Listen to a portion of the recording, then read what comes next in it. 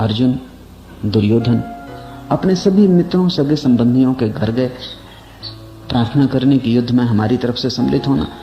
सभी नाते रिश्तेदार थे, सभी जुड़े थे, गृह युद्ध था। अर्जुन भी पहुंचा कृष्ण के पास, दुर्योधन भी पहुंचा। दोनों एक ही समय पहुंच गए। दोनों सदा ही एक समय पहुंचते हैं तुम्हारे भीतर भी। तुम्हारी बुराई और तुम्हारी भलाई सदा साथ साथ खड़ी। तुम्हारा असत रूप, तुम्हारा सतरूप सदा साथ साथ खड़ा है। दोनों तुम्ही से तो ऊर्जा लेते हैं, दोनों की शक्ति तो तुम ही हो, दोनों तुम्ही से तो मांगते हैं और सदा साथ साथ मांगते हैं। जब भी तुम चोरी करने जाते हो तब भी तुम्हारे भीतर का चोर कहता है मत करो। जब तुम झूठ बोलते हो तुम्हारे भीतर वो स्वर भी रहता है जो कहता नहीं, उचित नहीं। जब तुम सत्य बोलते होते हो तब भी कोई भीतर से कहता है कि लाभ ना होगा, हानि होगी। जरा से झूठ बोल लेने में हर्ज भी क्या है। तो जीवन में थोड़ा बहुत तो चलता ही है। ऐसे बिल्कुल सन्यासी होकर तो लुट जाओगे। जब नहीं चोरी करते हो तब भी मन कहता है कि क्या कर रहे हो, चूके जा रहे हो, उठा लो, कोई देखने वाला भी नहीं। और चोरी तो तभी चोरी है जब पकड़ी जाए। यहां तो पकड़े जाने का कोई उपाय भी नहीं दिखता, कोई है भी नहीं आसपास, उठा लो। चोर और अचोर साथ साथ, झूठ और सच साथ साथ। अर्जुन और दुर्योधन साथ साथ पहुंच गए हैं कृष्ण के पास। लेकिन स्वभावतः दोनों के पहुंचने में बुनियादी फर्क है।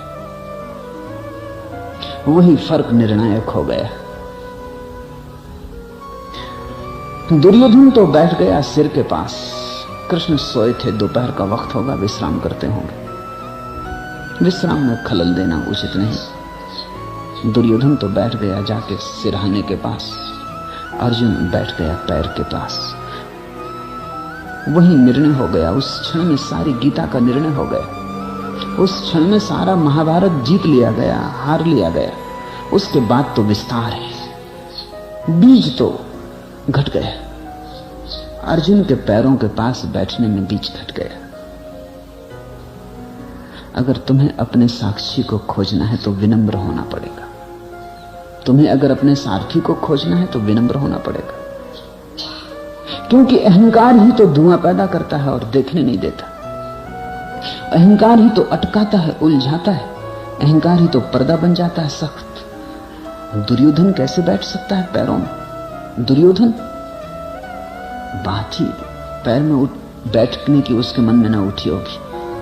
वो सहज अपने स्वभाववश ही जाके सिर के पास बैठ गया है। अहंकार सदा सिर के पास है, और जहां अहंकार है वहीं चूक हो जाती है। फिर तुम अपने सारथी से नहीं मिल पाते। फिर सब मिल जाएगा, सारथी ना मिलेगा। अर्जुन बैठा है पैर के पास। वो विनम्र निवेदन है, वो निरअहंकार भाव। साक्षी मिल ही जाएगा। कृष्ण की आंख खुली। कथा कहती है स्वभावतः पहले अर्जुन दिखाई पड़ा। विनम्र पर आंख पड़ेगी साक्षी की, अहंकारी पर आंख नहीं पड़ेगी।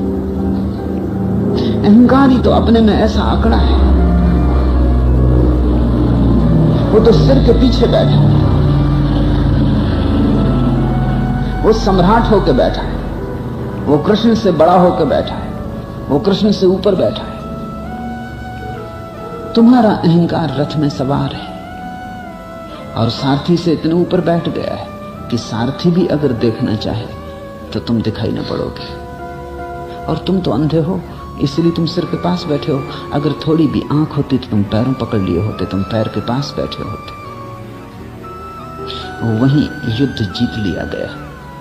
निर्णय तो सब हो ही गया उसी क्षण। फिर तो बाकी विस्तार की बातें हैं, वो छोड़ी भी जा सकती हैं। जो जानते हैं उनके लिए कथा पूरी हो गई। अर्जुन पर आंख पड़ी तो कृष्ण ने स्वभावतः पूछा कैसे आए। जिस पे आंख पड़ी उससे पहले पूछा। तत्क्षण दुर्योधन बोला मैं भी साथ ही आया हूं, मुझे ना भूल जाएं, मैं भी यहां मौजूद हूं। अहंकार को बतलाना पड़ता है कि मैं मौजूद हूं। विनम्र पता ही चल जाता है कि मौजूद है। और जब बतलाना पड़े तो शोभा चली जाती। तो कृष्ण ने कहा, ठीक तुम दोनों साथ ही आए हो, लेकिन मेरी नजर अर्जुन पे पहले पड़ी, इसलिए पहले स्वभावतः मैं उससे पूछूंगा कैसे आए हो, क्या मांगने आए हो। दुर्योधन डरा, भयभीत हुआ, ये तो गलती हो गई। गलती इसलिए नहीं कि मैंने विनम्रता ना दिखाई, गलती इसलिए हो गई कि ये तो लाभ का क्षण चूक गया। अगर कभी अहंकारी विनम्र भी होना चाहता है तो लोभ के कारण, विनम्रता उसका आधार नहीं होती। अगर अहंकारी कभी अक्रोधी भी होना चाहता है तो कारण निरअहंकारिता या अक्रोध नहीं होता, कारण कुछ और ही होते हैं। लोभ, पद, प्रतिष्ठा, वासना, महत्वाकांक्षा। डरा कि तो मुश्किल हो जाएगी। अर्जुन ने कहा कि मैं भी उससे लिए आया हूं, दुर्योधन भी उससे लिए आया है। हम मांगने आए हैं आपकी सहायता। युद्ध टाला नहीं जा सकता, युद्ध होकर रहेगा। हम प्रार्थना करने आए हैं कि हमारे साथ हो। कृष्ण ने कहा, तुम दोनों आए हो तो एक ही उपाय है कि एक मेरी फौजों को मांग ले और एक मुझे। दुर्योधन कब गया होगा कि अर्जुन निश्चित फौजों को मांग लेगा, क्योंकि कृष्ण को लेकर क्या करेंगे, इस अकेले को क्या करेंगे, खाएंगे कि पिएंगे, इस अकेले का मूल्य क्या है। विराट फौजें हैं इसकी, और पहला मौका अर्जुन को मिला है, मैं गया, ये तो बाजी चूक गया। अच्छा हुआ होता चरणों में बैठ गया होता, अच्छा हुआ होता चरण पकड़ लिए होते। चौंका होगा दुर्योधन भी जब अर्जुन ने निर्णय दिया। अर्जुन ने कहा कि अगर यही निर्णय है तो मैं आपको मांग लेता हूं। छाती फूल गई होगी दुर्योधन की, सोचा होगा ये मूढ़ ही रहे पांडव। अहंकारियों को विनम्र व्यक्ति मूढ़ ही मालूम पड़ते, अज्ञानियों को ज्ञानी पागल मालूम पड़ते, नासमझों को समझदार नासमझ मालूम पड़ते, रोगियों को स्वस्थ लगता है कि कुछ महारोग से पीड़ित,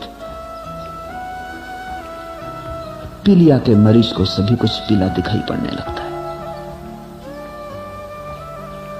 बहुत बुखार के बाद उठे आदमी को स्वादिष्ट से स्वादिष्ट भोजन भी तिक्त मालूम पड़ते, स्वाद नहीं मालूम पड़ता। मिठाई में भी मिठास नहीं मालूम पड़ती। दुर्योधन हंसा होगा, प्रसन्न हुआ होगा। हाथ में आई बाजी, ये मूढ़ अर्जुन फिर हार गया। ऐसे ही ये सदा हारते रहे, ऐसे ही वहां हारे थे जब शकुनी ने दांव फेंके, ऐसे ही फिर हार गए।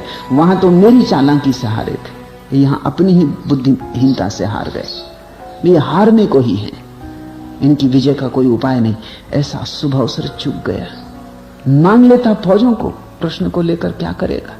एक कृष्ण अकेला, कृष्ण किस मूल्य का है। लेकिन यही निर्णय हो गया, एक कृष्ण, एक तरफ सारा संसार, दूसरी तरफ तो भी एक कृष्ण चुनने जैसा है, एक चुनने जैसा है। एक साधे सब सधे, सब साधे सब जाए। एक को पकड़ के अर्जुन जीत गया, लेकिन ये कोई जीतने के लिए एक को नहीं पकड़ा था, ये ख्याल रखना, नहीं तो भूल हो जाएगी। तब तो फिर दुर्योधन और अर्जुन के गणित में कोई फर्क न रह जाए। ये जीतने के लिए एक को नहीं पकड़ा था, एक को पकड़ने के कारण जीत गया, ये बात और। अपनी बुद्धि से भी पूछा होता तो खुद की बुद्धि भी कहती कि चुन लो फौज फांटा, वहां शक्ति है। लेकिन जो समझदार है वो शक्ति नहीं चुनता, शांति चुनता है। कृष्ण को चुन के अर्जुन ने शांति चुन ली, साक्षी भाव चुन लिया, बोध चुन लिया, बुद्धत्व चुन लिया। वही वक्त पर काम आया। अंधी फौजें, अंधी ऊर्जा को चुन के दुर्योधन ने क्या पाया। नौकर चाकर इकट्ठे कर लिए, मालिक खो गया। तुम भी जीवन में ध्यान रखना, क्योंकि 100 में 99 मौके पर मैं भी देखता हूं कि तुम भी दुर्योधन के गणित से ही सोचते हो, फौज पांठा चुनते हो, एक को छोड़ देते हो। रोज वही घटना घट रही है। वो एक तुम्हारे भीतर छिपा तुम्हारा विवेक, उसे तुम छोड़ देते हो।